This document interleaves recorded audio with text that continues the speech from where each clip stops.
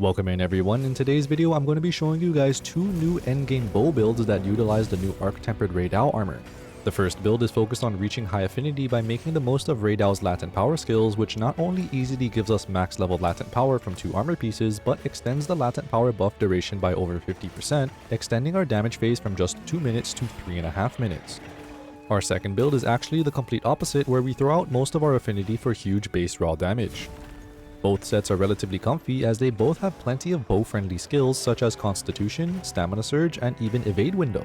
We also have an even comfier alternative that makes use of Zoh Shia's Healing Pulse set bonus without giving up too much damage. Now without further ado, let's get into it. Before we get into the builds though, I'm going to take a quick minute to give a simple explanation for some of the more complicated skills that we use in each set, namely Latent Power, Lord Soul, and Whiteflame Torrent. Latent Power is the main focus of Arc-Tempered Raidao's armor, which activates when one of two conditions are met. Either when 2 minutes pass or when you take a total of 150 damage, which is about an entire food buffed health bar.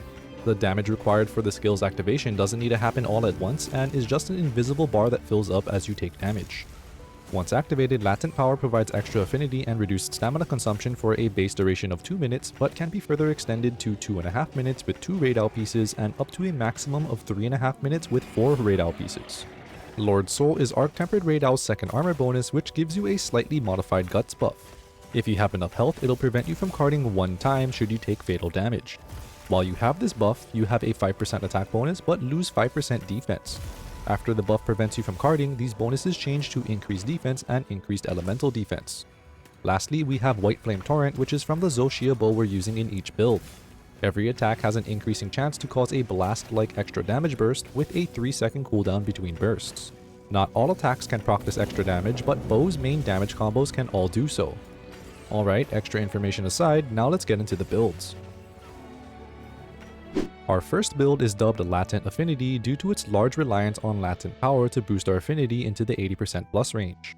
Starting with the weapon, we're using a Zoh Shia bow to make use of its solid base damage and huge damage capabilities thanks to the Whiteflame Torrent skill. For the armor, we're using Ray Head Gamma, Ray Chest Gamma, Guardian Arcveld Gloves Beta, Ray Waist Gamma, and Ray Legs Gamma. This armor setup mainly gives us the previously explained Lord Soul set bonus and builds out our foundation for high affinity thanks to max Latent Power and a decent start on Weakness Exploit, which gives us more affinity on orange hits. We even get max Stamina Surge, which is a huge plus to any bow build since it increases our stamina recovery speed. We also have some Max Might, which technically gives us more affinity while at max stamina, but it's really hard to play around this since bow is such a stamina hungry class that I'm not going to factor it into any of these builds.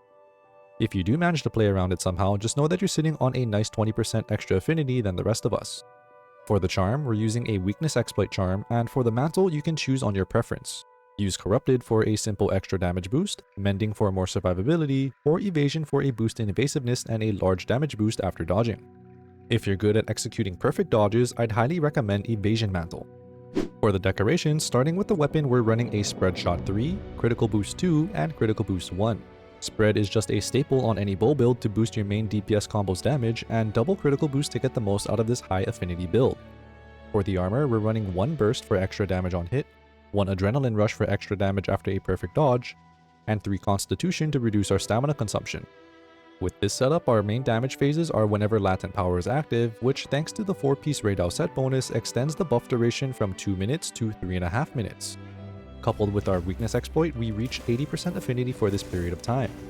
As a cherry on top, we're able to fit in Burst and even Adrenaline Rush for an extra damage boost on dodges, which allows us to punch even harder. This set gives us 236 base raw damage when all buffs are applied and roughly 60% overall affinity when we consider a 50% uptime on Latent Power's buffs.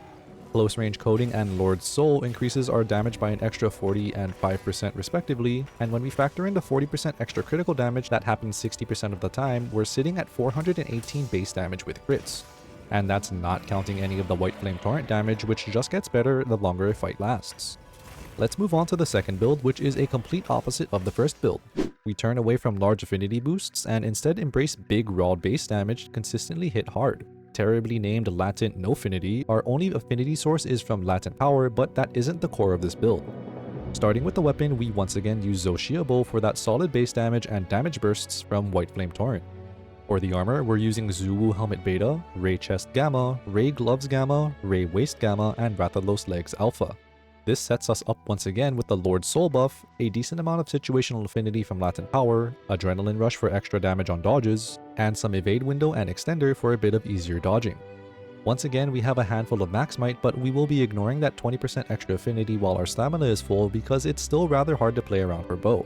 For the charm, we're using a counterstrike charm, and for the mantle you can choose on your preference. Use corrupted for simple extra damage, mending for more survivability, or evasion for a boost in evasiveness and a large damage boost after dodging. Once again, if you're good at doing perfect dodges, I'd recommend the evasion mantle. For the decoration, starting with the weapon, we run a spread shot 3, attack boost 2, and attack boost 1. Spread shot is a bow staple and more attack to supplement the build. For armor, we run 1 agitator for more damage and affinity when the monster is enraged, 1 burst for free +6 damage, and 2 refresh and 2 constitution for better stamina management. Optionally, you can swap out the 2 refresh for 2 evasion window if you want an even easier time dodging. With this setup, we dip into a number of damage boosting skills to hit insane numbers, but it requires a bit of setup to pull off. The most challenging part is activating counterstrike by being sent flying, then activating adrenaline rush by perfect dodging an attack before you start doing big damage. It's a lot easier than it sounds, since at least in my experience I managed to get hit by the monster even when I'm not trying to. However, if you don't want to manage counterstrike, I do have a modified version of this build that I'll go over after we talk about the damage numbers.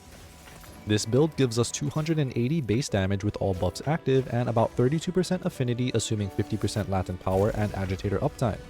Close range coding and Lord's Soul gives us an extra 40% and 5% damage respectively, and when we factor in the 25% extra critical damage that happens 32% of the time, we're sitting at 444 raw damage with crits.